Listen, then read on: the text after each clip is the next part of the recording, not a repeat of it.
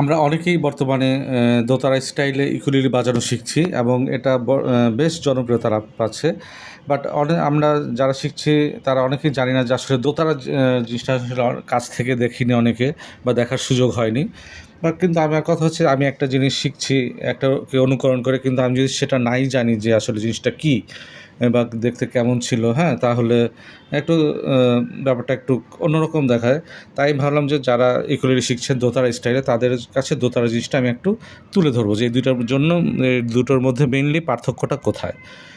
তো আমি যদি গঠন এবং ডিজাইনের দিক থেকে বলি তাহলে ইকুয়েলির সাথে দোতারার পার্থক্য, গঠন এবং ডিজাইনের দিক থেকে বেশ কিছু পার্থক্য আছে। যেমন দেখেন, দোতারা জিনিসটা এই যে আমার দোতারা, এটা পুরার গঠনটাই অন্যরকম, ডিজাইনটাই একটা ইউনিক। এই ডিজাইনটা আর অন্য কোনো যন্ত্রের সাথে মিলবে না, শুধুমাত্র দোতারার সাথে এটা একটা ইউনিক ডিজাইন। দেখতে পাচ্ছেন সরোদের সাথে কিছুটা মিল আছে, বাট এটা পুরো একটা ইউনিক ডিজাইন। এটার আর তুলনা হয় না অন্য কোনো ইনস্ট্রুমেন্টের সাথে ডিজাইনটা।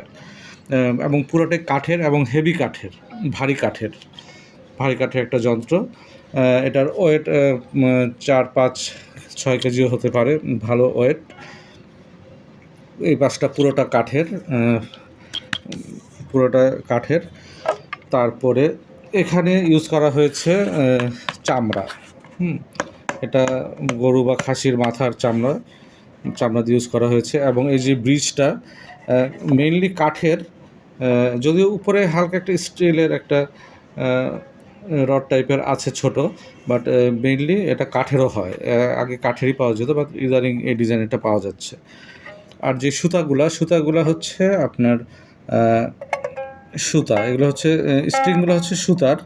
এই যে তিনটা পুরোটাই সুতা, 1 2 3, এই তিনটা হচ্ছে সুতা, ঠিক আছে? এইটা হচ্ছে স্টিলের একদম নিচের চিকনটা, যেটাকে আমরা 1 নাম্বার তার বলি, সেটা হচ্ছে স্টিলের। আর বাকি সবগুলো হচ্ছে সুতা।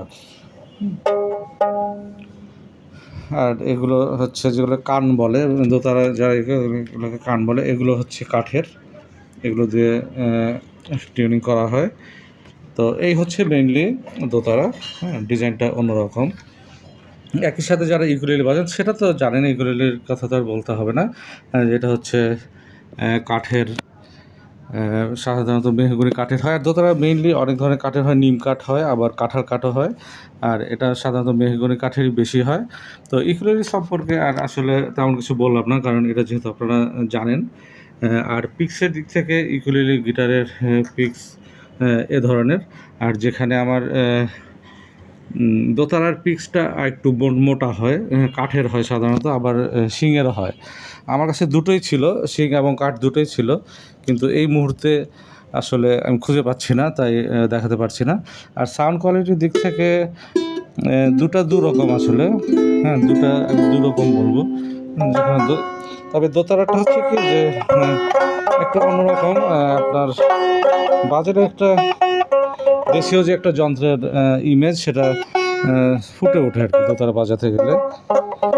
তো আমি এক হাতে দোতারা, এক হাতে ইকুয়েলি নিয়ে আছি, যার কারণে আসলে বাজাতে পারছি না। তাও আপনারা এখান থেকে যতটুকু বুঝবেন। তো এই হচ্ছে আমার ভিডিওটার উদ্দেশ্য ছিল যে আমরা যারা দোতারা স্টাইলে ইকুয়েলি বাজাচ্ছি তারা যেন অ্যাটলিস্ট দোতারা সম্পর্কে একটা ধারণা রাখি। তো এই হচ্ছে আমাদের দোতারা। তো আশা করি ভালো থাকবেন। আল্লাহ হাফেজ।